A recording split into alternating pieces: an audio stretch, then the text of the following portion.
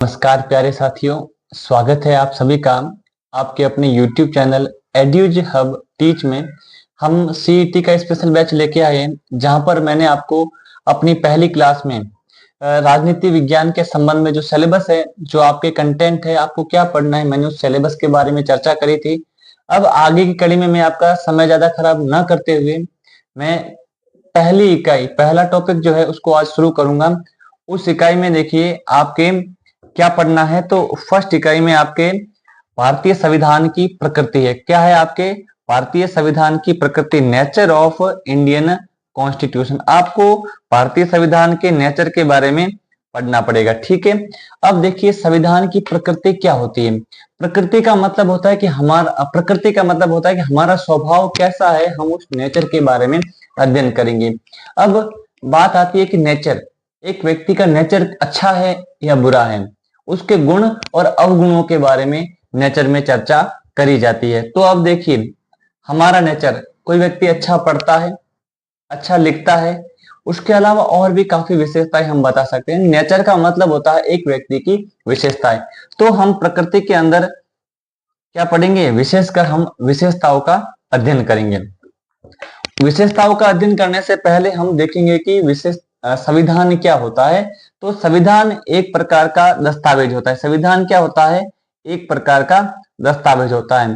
दस्तावेज ये क्या काम आता है? तो दस्तावेज, संविधान का मूल काम क्या होता है?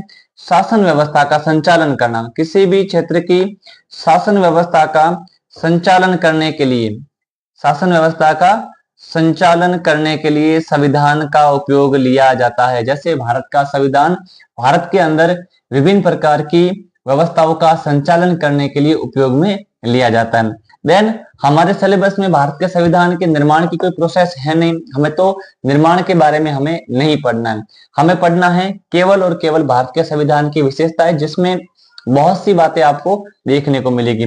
देन पहली विशेषता क्या कि भारत के संविधान में हम 14-15 विशेषताएं पढ़ेंगे और उन्हीं के अंदर से विशेष सवाल पूछे जाते हैं कि निम्न में से कौन सी विशेषता है और कौन सी विशेषता नहीं है।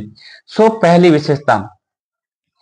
विशेषता में आता है कि भारत का संविधान विश्व का सबसे बड़ा संविधान है। विश्व का सबसे बड़ा संविधान, भारत के संविधान को क्यों कहा जाता है? तो ये विशेषता ध्यान रखने की, भारत का संविधान विश्व का सबसे बड़ा संविधान है। क्यों? क्योंकि जब मूल संविधान का निर्माण हुआ, किसका निर्माण होता है? मूल संविधान का। अब मूल संविधान क्या होता है? जब संविधान बनकर तैयार होता है। भारत का संविधान बनकर तैयार कब होता है? तो आप देखते हैं 26 नवंबर, कौन सी तारीख है आपके? 26 नवंबर 1949 को भारत का संविधान बनकर तैयार हो जाता है।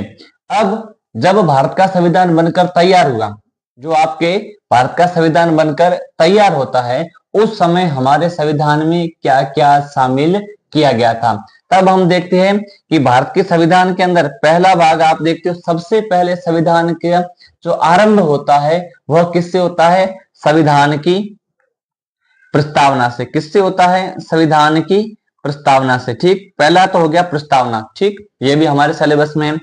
उसके बाद दूसरा भाग, भाई दूसरा मूल संविधान में क्या था? तो आप देखोगे हमारे संविधान के अंदर 22 भाग हैं। टोटल कितने भाग थे? मूल संविधान में 22 भाग शामिल किए गए थे। उसके बाद अनुच्छेद कितने? तो आप देखोगे संख्या में आपको अनुच्छेदों की संख्या कितनी मिलती है? तो अनुच्छेद आपको मिलते हैं 395। कितने अनुच्छेद मिलते हैं? 395। और उसके बाद चौथा भाग, हमारा संविधान 4 भागों में डिवाइडेड माना जाता है। तो चौथा भाग कौन सा आता है? अनुसूचियां।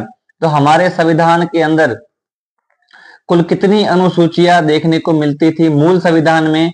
तो मूल संविधान में आपके 8 अनुसूचियां थी। इस प्रकार से भारत के मूल संविधान का निर्माण हुआ। उसके अंदर सबसे पहले आप देखोगे एक आपको प्रस्तावना देखने को मिली, 22 भाग देखने को मिले। अनुच्छेद, तो अनुच्छेदों की संख्या 395, 395 आपके आर्टिकल थे और आपके 8 अनुसूचियां मूल संविधान में, भारत के संविधान में शामिल थी। अब बात करते हैं कि मूल संविधान के बाद जब मूल संविधान बना तो वर्तमान समय में उसमें कुछ चेंजेस भी हुए हैं।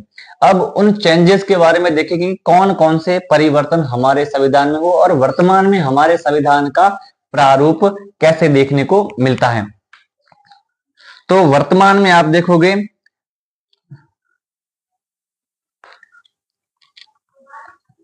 वर्तमान, ठीक है, वर्तमान तक हमारे संविधान में 106 संविधान संशोधन हो चुके हैं। कितने संशोधन? तो हम बात करते हैं कि हमारे संविधान में 106 संविधान संशोधन 106 संविधान संशोधन हो चुके हैं। अब इन 106 संविधान संशोधनों के दौरान कौन कौन सी व्यवस्थाएं, कौन कौन से परिवर्तन हमें देखने को मिलते हैं। तो सबसे पहले अब वर्तमान में हमारे संविधान का प्रारूप क्या है, वर्तमान में संविधान कैसा है, उसके बारे में देखते हैं। तो सबसे पहले हमारे संविधान में एक प्रस्तावना जो है वैसी है ही, इसमें एक बार चेंज हुआ था 42वां संविधान संशोधन 1976 के द्वारा। इसमें 3 शब्द जोड़े गए थे, बंधुता, अखंडता और पंथ निरपेक्षता। पंथ निरपेक्षता, बंधुता और अखंडता, ये शब्द मूल प्रस्तावना में नहीं है, तो ये हम प्रस्तावना पढ़ेंगे तो उस समय इसकी चर्चा करेंगे। दूसरा, वर्तमान में हमारे संविधान के अंदर भाग कितने हैं, तो भागों की संख्या बोले तो भाग वर्तमान में 25 भाग है। हमारे संविधान का एक भाग था 9 नंबर, उसको एक बार हटा दिया गया था क्योंकि उसके कुछ कानून संपत्ति के अधिकार से संबंधित थे, वह वर्तमान में लागू नहीं है। और उसके बाद 4 भाग आपके और जोड़े गए। वो 4 भाग यहाँ पर नया कौन सा है, तो आपको पूछा जाए कौन से भाग बाद में जोड़े गए, तो 4 क, 9 क, 9 ख और 14 क। ठीक है, ये 4 भाग हमारे संविधान में बाद में जोड़े गए हैं, तो आपको ये भी ध्यान रखना है। उसके बाद तीसरी बात आती है आपके संविधान में अनुच्छेद वर्तमान में कितने हैं, तो वर्तमान में देखा जाए तो हमारे संविधान के अंदर लगभग 500 के आसपास अनुच्छेद, 500 प्लस ही होंगे, लगभग 500 के आसपास। संख्या में तो 395 395 ही है, लेकिन अनुच्छेद के अंदर अनुच्छेद खूब जोड़ दिए गए। जैसे आप देखोगे 4 कब तो 51 का अनुच्छेद जोड़ दिया गया, 9 क तो 243, इसके बाद क ख ग घ ऐसे करके बहुत सारे अनुच्छेद जोड़ दिए गए हैं। तो ऐसे ऐसे करके हमारे संविधान में वर्तमान में लगभग 450 500 के आसपास आपको अनुच्छेद देखने को मिलता है। और अगला चेंजेस हुआ है आपके चौथा अनुसूचिया में। तो अनुसूचिया कितनी हो गई है, वर्तमान में आपके अनुसूची की संख्या हो गई है आपके 12। पहले थी 8 अनुसूची और वर्तमान में हमारे संविधान के अंदर 12 अनुसूचियां देखने को मिलती है। इस प्रकार से मैंने आपको पहली विशेषता के बारे में बताया, कितना विस्तार, कितना व्यापक संविधान है भारत का। ऐसा संविधान किसी भी देश का नहीं है। हम अमेरिका की बात करें तो नॉर्मल कोई 5-10 भाग होंगे, 5-10 अनुच्छेद होंगे। अमेरिका के बाद आप अफ्रीका में आते तो 200-250 के पास अनुच्छेद होंगे। किसी भी देश के संविधान में इतने ज्यादा अनुच्छेद और इतनी ज्यादा विशेषताएं देखने को नहीं मिलती है। अब अगली विशेषता क्या आती है, तो नेक्स्ट विशेषता, अगली विशेषता आती है कि भारतीय संविधान में विभिन्न देशों के जो अनुच्छेद है ना उनको शामिल किया गया, विभिन्न देशों के प्रावधानों को। भारत का संविधान कोई एक मूल संविधान नहीं है कि सारी की सारी बातें हमारे देश के अंदर से ग्रहण की गई है, बल्कि भारत के संविधान में विश्व के विभिन्न देशों का अध्ययन किया गया, उनके संविधानों को देखा गया और उनकी जो अच्छी अच्छी बातें थी उन बातों को भारत के संविधान के अंदर एडॉप्ट किया गया, भारत के संविधान में शामिल किया गया है। अब कौन कौन से देशों से क्या क्या, हम कुछ देशों के बारे में चर्चा करेंगे, 5-7 देश विशेष वही पूछ जाते हैं। सबसे पहले तो हम उसकी बात करते हैं जिसने हमारे देश पर शासन किया। पहला देश, पहला स्रोत आता है आपके ब्रिटेन, क्योंकि ब्रिटिश कानून, ब्रिटिश देश। ठीक है, अब ब्रिटेन से हमारे देश के अंदर क्या क्या शामिल किया गया। ब्रिटेन के देश से यानी ब्रिटिश संविधान से हमारे देश में सबसे पहले आप देखोगे संसदीय व्यवस्था, संसदीय व्यवस्था।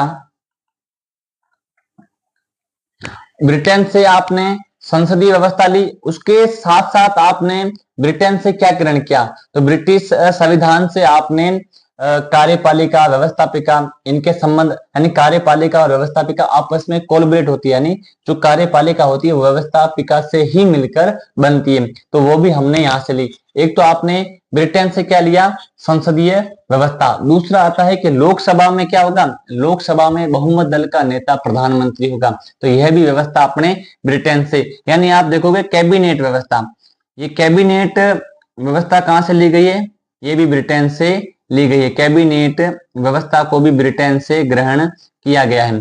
तो ये 2-3 बातें आपको ब्रिटेन के संबंध में ध्यान रखनी है। उसके बाद दूसरा देश आता है आपके नंबर 2 आता है आपके अमेरिका।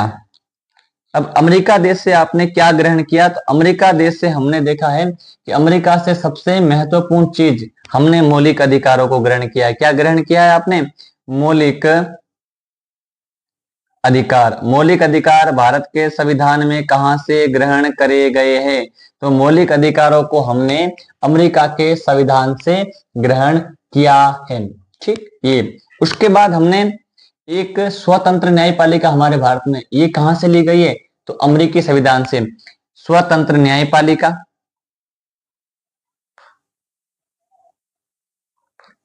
स्वतंत्र न्यायपालिका। उसके बाद न्यायिक समीक्षा या न्यायिक पुनरावलोकन, ये भी अमेरिका से ग्रहण किया गया। ये 3 चीजें आपको ध्यान रखनी, न्यायिक पुनरावलोकन, ये भी हमने अमेरिका के संविधान से ग्रहण किया। इस प्रकार से हमने अमेरिका के संविधान से मुख्य मुख्य बातें, जैसे मौलिक अधिकार हो गए, स्वतंत्र न्यायपालिका हो गई और न्यायिक पुनरावलोकन हो गया। उसके बाद हमने कनाडा से क्या, अगला देश आता है आपके कनाडा। नंबर 3 देश आएगा आपके कनाडा। अब आपने कनाडा से क्या ग्रहण किया, तो कनाडा से हमने किया संघात्मक व्यवस्था। भारत के अंदर संघात्मक व्यवस्था कहां से ग्रहण की गई है, कनाडा के संविधान से संघात्मक व्यवस्था को ग्रहण किया गया है। तो भारत की जो संघीय व्यवस्था देखने को मिलती है वह कनाडा देश के संविधान के साम्य देखने को लगती है। ठीक है, अब अगली बात आती है, कनाडा के बाद आता है आपके जर्मनी का संविधान। तो हम जर्मनी की बात करें तो जर्मनी से हमने क्या लिया, जर्मनी से हमने ग्रहण किया आपातकालीन उपबंध। तो भारत के संविधान में आपातकालीन उपबंध कौन से संविधान से ग्रहण किए गए हैं, जर्मनी के संविधान से। उसके बाद आता है फ्रांस की क्रांति, यानी फ्रांस से हमने क्या ग्रहण किया, तो फ्रांस देश से ग्रहण करने के लिए हमने, अगला आता है आपके फ्रांस। तो फ्रांस देश से हमने क्या ग्रहण किया, तो फ्रांस देश से स्वतंत्रता, समानता और बंधुता का विचार। ये सवाल आपको देखने को मिलता है कि स्वतंत्रता, समानता एवं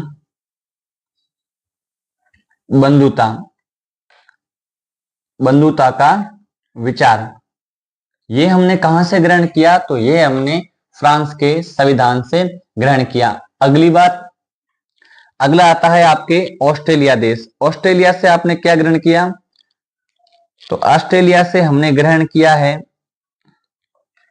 शक्तियों का विभाजन। जो 7वीं अनुसूची में देखने को मिलता है, शक्तियों का विभाजन और विशेष उसमें समवर्ती सूची। ठीक है, इसके साथ आपको मिलती है समवर्ती सूची। ये हमने ऑस्ट्रेलिया के संविधान से ग्रहण किया है। ठीक है, एक देश और बात कर लेते हैं, मुख्य है वो आता है आपके दक्षिणी अफ्रीका। दक्षिणी अफ्रीका, अब आपने दक्षिणी अफ्रीका से क्या ग्रहण किया है, तो दक्षिणी अफ्रीका से हमने संविधान संशोधन, कौन सी प्रोसेस, संविधान संशोधन। ठीक है, जो संविधान के अंदर संशोधन करना है वह प्रक्रिया दक्षिणी अफ्रीका के संविधान से ग्रहण करी गई है। देन अगली विशेषता आएगी आपके, अगली विशेषता है आपके इसमें कि भारत का संविधान, जो भारत का संविधान है इसमें क्या है, यह एक कठोर और लचीले संविधान का समन्वय है। हमारे संविधान के अंदर कठोरता भी पाई जाती है और नम्यता भी पाई जाती है। अब नम्यता कैसे पाई जाती है? देखिए, हमारे संविधान के अंदर अनुच्छेद 368 में संविधान संशोधन की प्रोसेस देखने को मिलती है। ठीक है, संविधान में संशोधन कैसे करना है, तो इसमें कुछ ऐसी प्रक्रियाएं देखने को मिलती है जिसके अंदर कुछ प्रावधान तो हमारे संविधान में आसानी से बदले जा सकते हैं, यानी संसद के साधारण या विशेष बहुमत से। लेकिन कुछ ऐसे प्रावधान हैं जिनको बदलने के लिए संसद के विशेष बहुमत के साथ साथ भारत के आधे से अधिक राज्यों की सहमति आवश्यक होती है। क्या चाहिए आपको? संविधान संशोधन में संविधान का आप यहां बात करोगे, भारत का संविधान संशोधन, भारत का संविधान संशोधन, इसमें हम नम्यता और अनम्यता में आप क्या देखते हो? भारत के संविधान संशोधन अनुच्छेद आपके कौन सा है? अनुच्छेद 368। इसके अंदर आपके दो प्रक्रियाएं देखने को मिलती है। हम संविधान को आसानी से बदल भी सकते हैं और कुछ प्रावधान ऐसे है जिसको बदलने के लिए आपको संसद के विशेष बहुमत की, अति विशेष बहुमत की आवश्यकता होती है। तो इसमें दो प्रोसेस आप देखोगे, एक तो आता है विशेष बहुमत और एक आता है आपके अति विशेष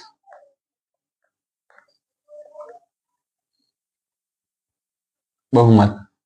ठीक, ये बात हो गई। अब विशेष बहुमत क्या होता है? इसमें होता है संसद के दोनों सदनों के सभी सदस्यों एवं उपस्थित का बहुमत। ठीक, और अति विशेष में क्या आएगा? अति विशेष में आपको दो चीजें शामिल करनी पड़ेगी, विशेष बहुमत और इसके साथ आपको आधे से अधिक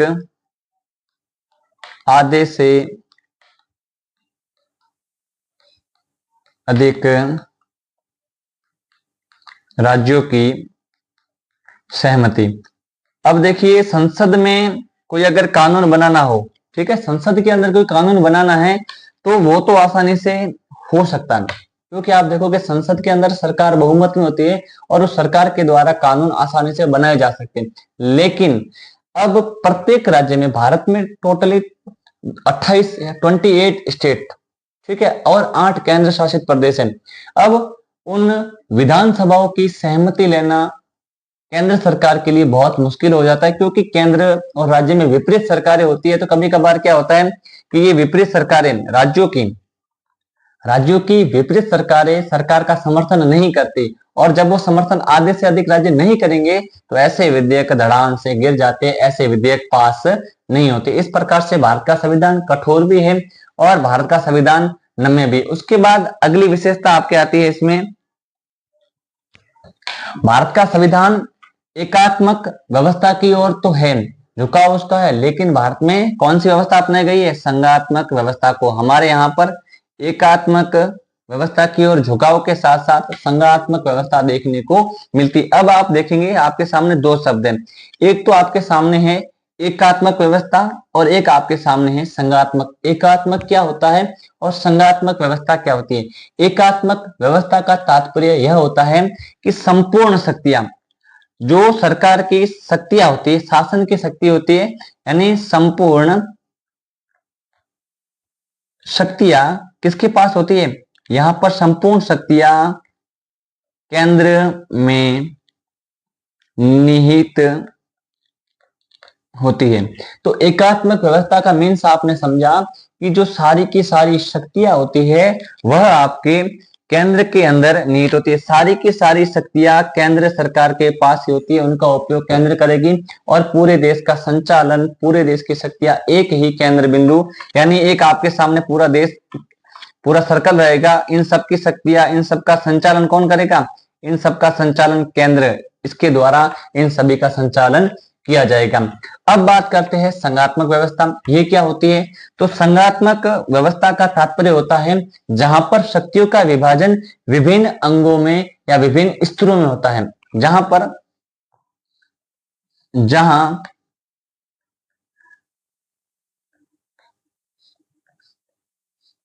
शक्तियों का बंटवारा विभिन्न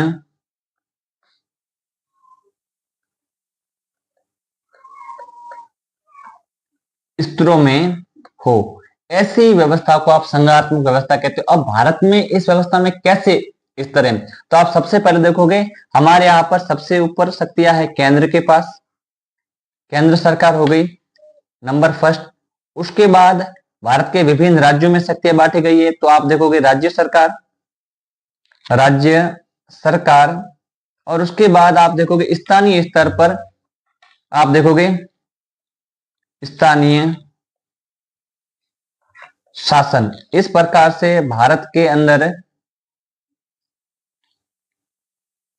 शक्तियां 3 भागों में बटी हुई है। ये संघात्मक व्यवस्था का स्वरूप होता है। संघात्मक व्यवस्था का मतलब होता है एक संघ होगा जिसके अंदर शक्तियां सारी केंद्र के साथ साथ उसके विभिन्न अंगों में डिवाइडेड या बंटवारा किया जाएगा।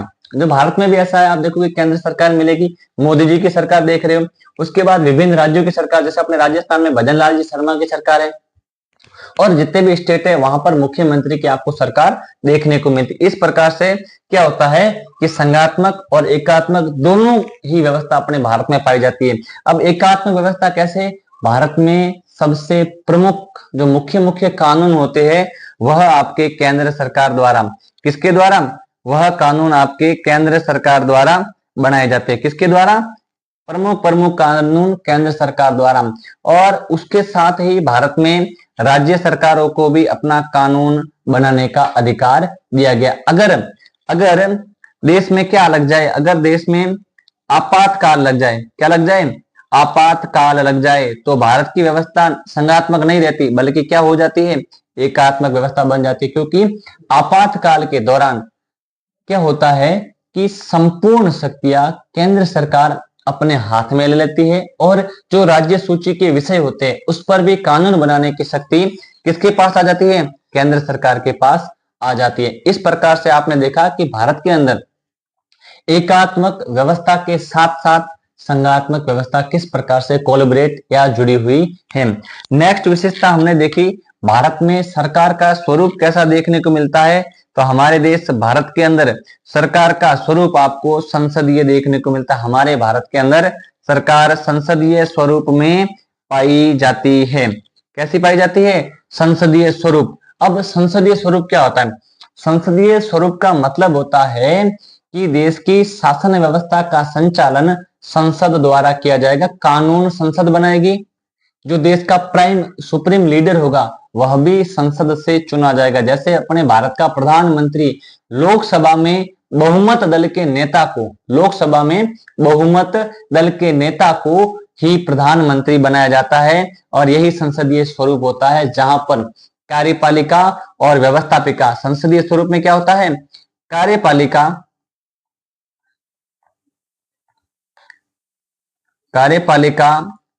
प्लस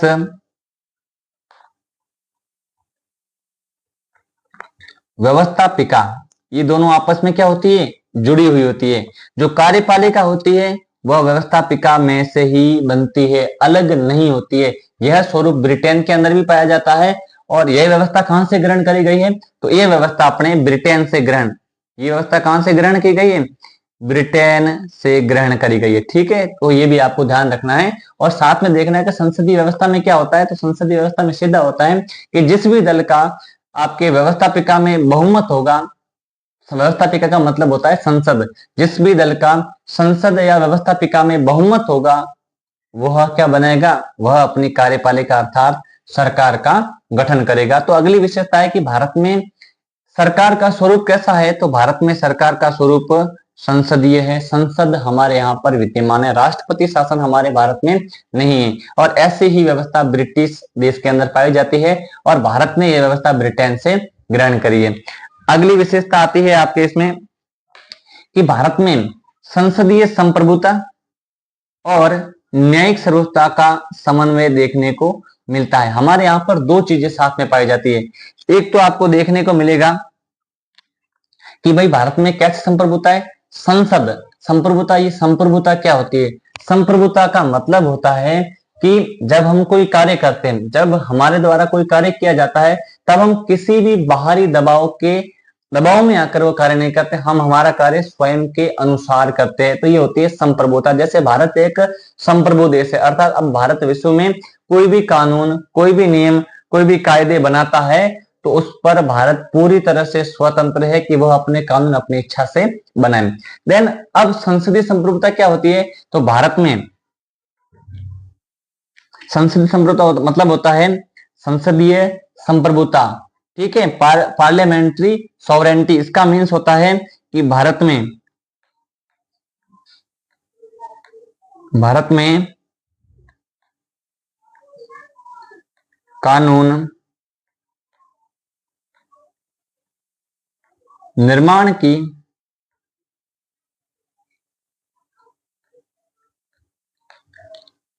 सर्वोच्च शक्ति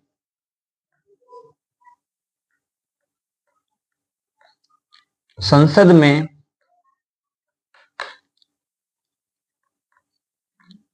निहित है। संसदीय संप्रभुता का मतलब है कि भारत के अंदर जो भी कानून बनाए जाएंगे वह कानून हमारे देश की संसद के द्वारा ही बनाए जाते हैं। संसद के अलावा किसी भी निकाय को कानून बनाने का अधिकार नहीं है। राष्ट्रपति अध्यादेश जारी कर सकता है, लेकिन जब संसद वापस कार्य में आ जाती है तो उस अध्यादेश की भी अनुमति संसद से लेनी आवश्यकता होती है, यानी संसद इतनी महत्वपूर्ण होती है। अब अगली बात करते हैं हम कि भाई अगर भारत में संसदीय संप्रभुता है तो न्यायिक सर्वोच्चता कैसे? न्यायिक सर्वोच्चता का मतलब होता है कि जब कोई गैर कानून बन जाता है, कोई इलीगल कानून बन जाता है, तो न्यायपालिका यानी भारत का सर्वोच्च न्यायालय उसकी समीक्षा करवा के अगर उसमें कुछ त्रुटि पाई जाती है तो उसको निरस्त कर सकती है, ऐसे कानून पर रोक लगा सकती है। तो न्यायिक सर्वोच्चता का मतलब है संसद द्वारा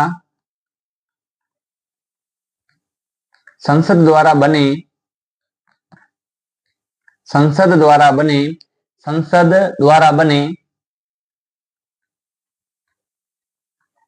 कानून की न्यायालय द्वारा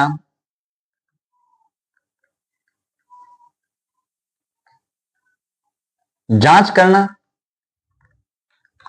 करना एवं यदि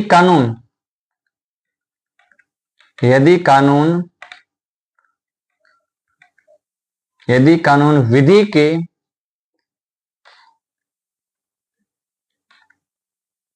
विरुद्ध हो तो उसे निरस्त करना। ये होता है आपके संसदीय संप्रभुता और न्यायिक सर्वोच्चता, और ये दोनों ही व्यवस्था हमारे भारत के अंदर पाई जाती है। संसद कानून बनाती है, उस कानून की जांच न्यायपालिका करते हैं, और अगर कानून विधि के विरुद्ध होगा तो उसको सर्वोच्च न्यायालय निरस्त भी कर सकते हैं। ऐसे बहुत से कानून हुए जब संसद और न्यायपालिका के अंदर मतभेद भी हुए, तो वो मुद्दे आपके इंपॉर्टेंट नहीं है। आपको ये ध्यान रखना है कि संसदीय संप्रभुता और भारत में न्यायिक सर्वोच्चता का समन्वय देखने को मिलता है।